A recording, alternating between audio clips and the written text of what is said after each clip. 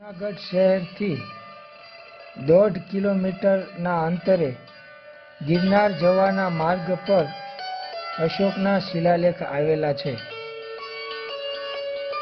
જેમાં મૌર્ય સમ્રાટ અશોકે પોતાના રાજ્યારોહણના 12મા વર્ષે રાજ્યની આજ્ઞાઓ અહીં લેખમાં કોતરાવી છે. આ શિલાલેખનો પરિઘ 75 ફૂટ છે. આ લેખ બ્રાહ્મી લિપિમાં અને પ્રાકૃત ભાષામાં કોતરાયેલા છે, જેમાં હિંસાથી દૂર રહેવું, ઔષધીયને લાયક વનસ્પતિઓ રોપવી,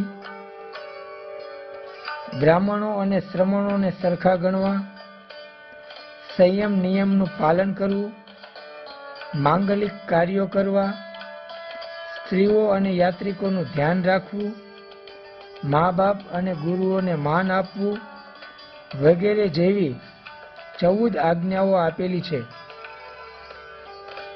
આ શિલાલેખની ઉપર એક મકાન બંધાવીને તેમને રક્ષિત કરવામાં આવેલ છે.